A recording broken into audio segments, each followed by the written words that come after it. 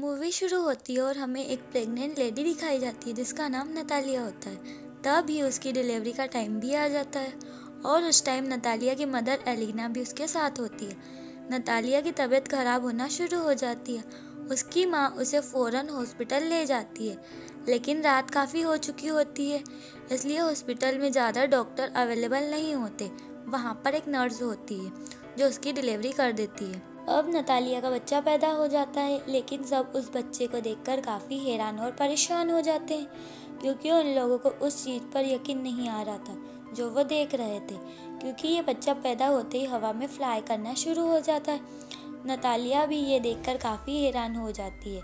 वो अपनी मदर को कहती है कि हमारे यहाँ एक एंजल बच्चे की पैदाइश हुई, लेकिन नतालिया की मदर एक समझदार और एक्सपीरियंस लेडी होती है। वो फ़ौरन समझ जाती है कि बच्चा अब नॉर्मल है, और ऐसा ही होता है कि वह बच्चा विदाउट ग्रेविटी पैदा होता है।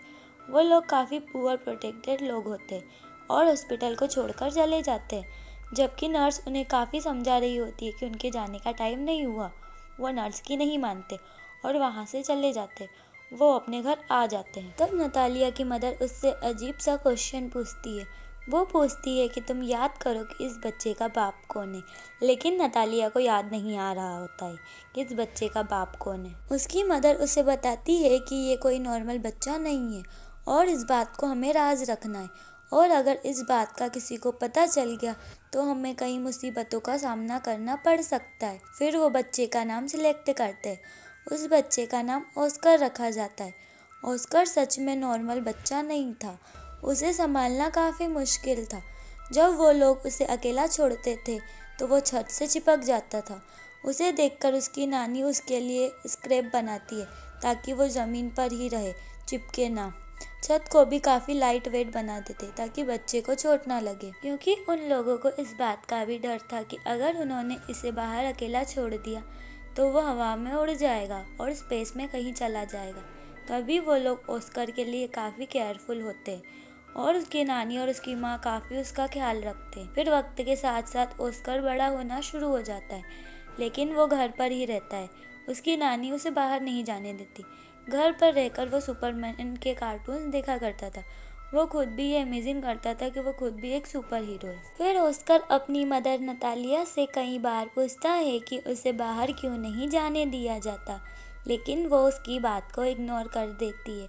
ऑस्कर खिड़की से बाहर लोगों को देखता रहता था और अपने जैसे बच्चों को भी, जो स्कूल जाया करते थे, और वो आज़ाद ज़िंदगी को बहुत मिस करता था।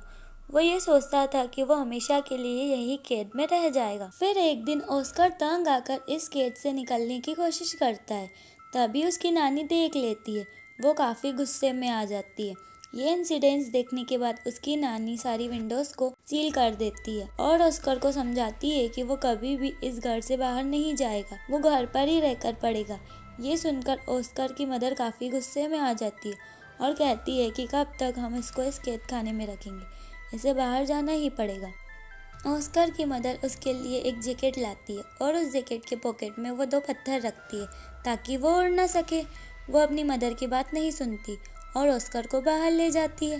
साथ में वो ऑस्कर को ये भी बताती है कि वो सुपरमैन की तरह अपना राज किसी को नहीं बताए, वरना वो भी कभी सुपरमैन नहीं बन पाएगा। फिर एक दिन ऑस्कर अपनी मदर के साथ कुछ सामान परचेज करने चले जाता है और वहाँ पर एक बच्ची से टकरा जाता है। उस बच्ची का नाम आगाथा होता है।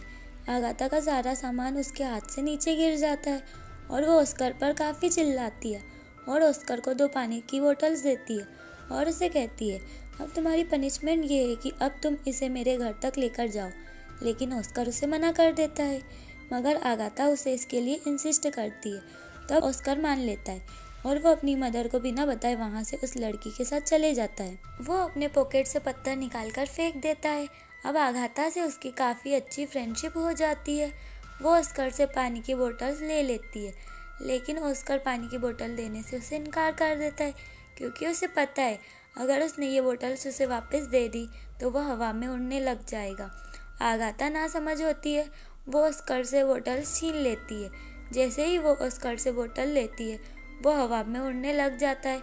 वो जगह चारों तरफ से बंद थी, इसलिए ऑस्कर ज़्यादा ऊंचा नहीं उड़ता। आगाथा ये देखकर काफ़ी हैरान हो जाती है और चिल्लाकर उसे सुपरमैन कहती है। ऑस्कर उससे हेल्प मांगता है, ये सुनकर आगाथा तुरंत अपने रूम में जाती है और अपना पिंक कलर का बैग उठाकर लाती है जो पत्थरों से भरा होता है। उनका आइडिया ये था कि उन पत्थरों को वो अपने पॉकेट में रखेगा, जो कि एक अच्छा आइडिया था। उनका ये प्लान सक्सेसफुल हो जाता है। ऑस्कर नीचे आ जाता है, फिर उनकी गहरी दोस्ती हो जाती है। ऑस्कर आगाथा को कहता है कि तुम प्रॉमिस करो कि इस बात को सीक्रेट रखोगी। दूसरी तरफ ऑस्कर के गायब होने की वजह से उसकी मदर और उसकी नानी काफी परेशान होती है। वो उसे काफी ढूंढती है। वो ये सोच लेती है कि शायद वो हवा में उड़ गया। जो पत्थर उसकी मदर ने उसके पॉकेट में रखे होते वो भी उन्हें जमीन पर गिरे हुए मिलते। फिर ऑस्कर उसी बैग के साथ जो उसे आगाथा ने दिया था लेकर बाहर आ जाता है और अपनी मदर को आगाथा के बारे में बताता है।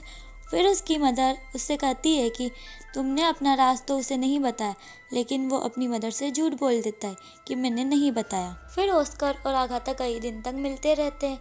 फिर एक दिन ऑस्कर की मदर को इस बात का पता चल जाता है कि आगाथा उस राज के बारे में जानती है। उस दिन के बाद उसकी मदर उसे आगाथा से मिलने नहीं देती। आगाथा काफ़ी बार ऑस्कर से मिलने उसके घर पर आती, लेकिन नतालिया उसे दरवाजे से ही भेज देती थी।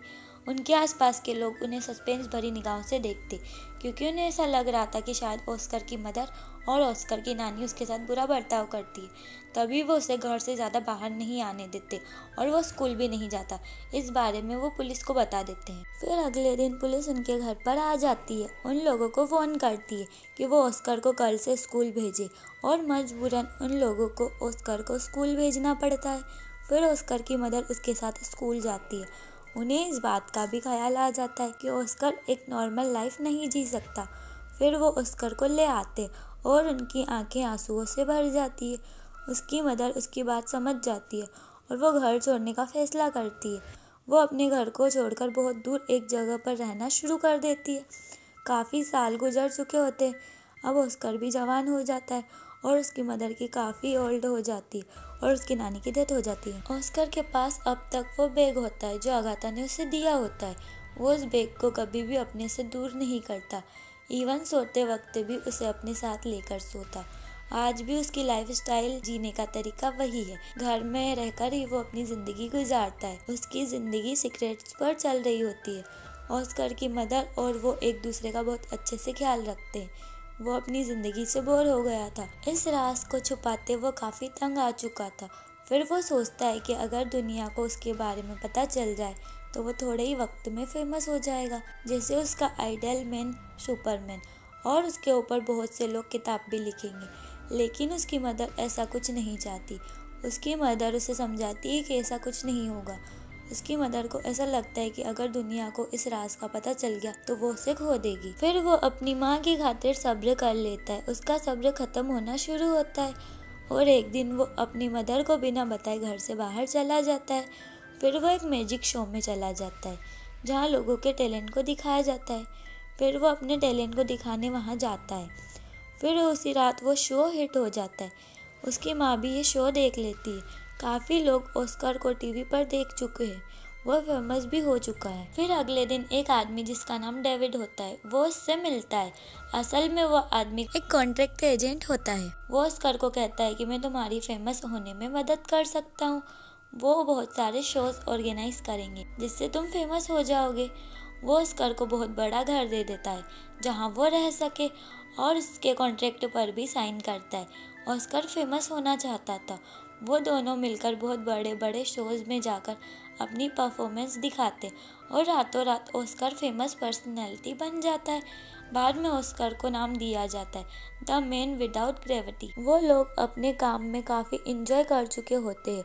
उन्होंने काफ़ी पैसा भी कमा लिया होता है। लेकिन फिर एक दिन ऑस्कर को इस बात का रियलाइज़ होता है कि जो ड्रीम उसने बचपन में देखा था सुपरमैन बनने का, वो सुपर हीरो नहीं है, बल्कि वो तो एक कठपुतली बन चुका है जिसे लोग अपने इंजॉयमेंट के लिए यूज़ कर रहे होते हैं। कभी तो लोग उसे फ़ोटोशूट में बुलाते, कभी मैजिक शो में। धीरे धीरे उसे ये सब नापसंद होना शुरू हो जाता है। हालांकि उसके ऊपर बहुत सारी बुक्स लिखी जाती है, बहुत सारे मैगज़ीन छपते, कुछ ऐसे डॉक्यूमेंट्री जिसमें उसकी नानी और मदर को काफ़ी बुरा प्रेजेंट किया जाता है, जिससे ऑस्कर को काफ़ी बुरा लगता है। फिर एक आखिरी शो होता है जिसमें उसे एक एंजल का कॉस्ट्यूम पहनाया जाता है जो उसे बहुत बुरा लगता है। वो कहता है कि मैं कोई एंजल नहीं हूँ। उसे काफ़ी गुस्सा आता है। वो शो में ही लोगों को बुरा भला कहना शुरू कर देता है। फिर वो अपनी मदर को कहता है कि वो ये सब छोड़ने का फैसला कर चुका है। फिर वो अपने एजेंट को कहता है कि बस मेरा काम यहीं तक था, मुझे ये काम आगे नहीं करना। उसका एजेंट उसे बहुत समझाता है, तुम इस काम को नहीं छोड़ सकते, लेकिन इन सब से वो इरिटेट हो चुका है। वो कहता है कि तुम लोगों को जाकर ये कह दो कि द मैन विदाउट ग्रेविटी मर चुका है या हवा में कहीं पर उड़ गया है। वो अपनी माँ को भी गुड बाय कह देता है और उसे अपनी ज़िंदगी कहीं अलग जीनी है। अगले दिन न्यूज़ पर ये खबर आ जाती है कि द मैन विदाउट ग्रेविटी मर चुका है। ऑस्कर की माँ अब अकेली रहती है।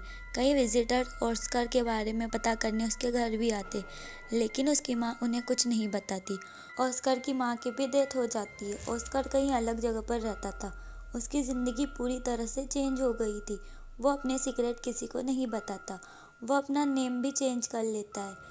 वो एक होटल में रिसेप्शनिस्ट की जॉब करता है। एक दिन उसकी बचपन की फ्रेंड अगाथा उसे मिलती है। वो ऑस्कर को उसके पिंक बैग की वजह से पहचानती है, जो अभी भी उसके पास था। वो काफी खुश हो जाता है, मगर अगाथा पहले जैसी नहीं रहती। उसका कैरेक्टर काफी चेंज हो जाता है। ऑस्कर ने अभी तक उसे अपने दिल से नहीं निकाला। वो टाइम के साथ एक दूसरे को समझते और शादी कर लेते, फिर उसी घर में रहना शुरू कर देते जहाँ पर बचपन में वो रहती थी। इसी के साथ मूवी यहीं पर एंड हो जाती है।